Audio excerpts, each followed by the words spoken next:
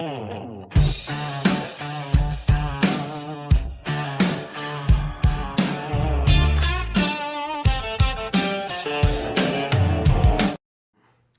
Chuck here. The gold standard paradox. I have a hypothesis, and I call it the gold standard paradox. It all begins in 2014 when Barack Obama stepped into the White House briefing room wearing that infamous tan suit, something that drove conservatives crazy for a week. But what he said that day was far more significant than his fashion choice. Frustrated with the gridlock Congress, he told the world, "I've got a pen and I've got a phone." He meant he didn't need Congress to get things done. He could sign executive orders himself. Back then, Republicans called it tyranny, and Donald Trump called it a disaster. Fast forward to today, and it turns out Obama wasn't just a president to his critics, he was a blueprint. Look at how that blueprint has evolved. When the FBI discovered classified documents at Mar-a-Lago, Trump claimed on Sean Hannity that a president can declassify materials just by thinking about it. He even joked about having telepathic powers to do so. But the truth is, Trump was given over a year of warnings. The National Archives began asking for those records in May of 2021. A grand jury subpoena was issued in May of 2022.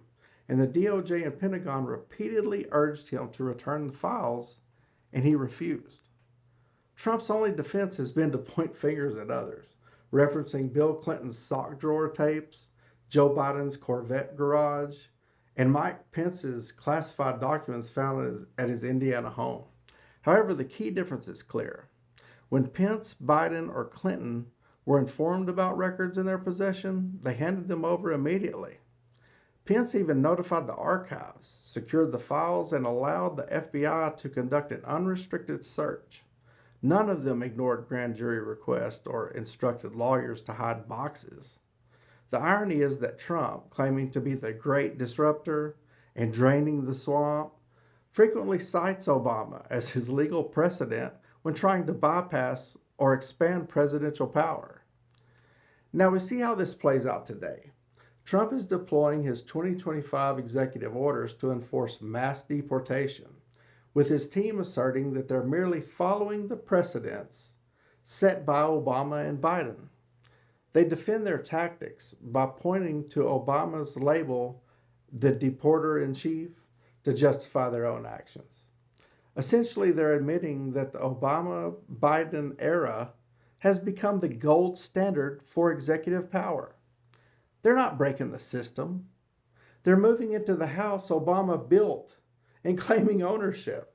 And now in the retribution phase, Trump claims the Democrats have weaponized the DOJ to target political rivals, promising to turn that same system against his enemies. But if you spent 8 years yelling that similar actions were fascism, how can doing the same make you a hero? It doesn't. It just shows he's accepted the existing system and the Obama-Biden playbook as the only way to lead. Trump's only strategy is whataboutism. By using Obama and Biden as benchmarks to justify every move, he isn't leading us forward. He's just copying, realizing the so-called deep state power he despises is actually quite useful.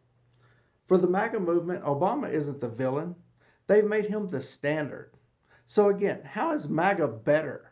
Or put it another way, how does copying the Democrat playbook make Trump anything other than their biggest fan? I don't know. Think about it.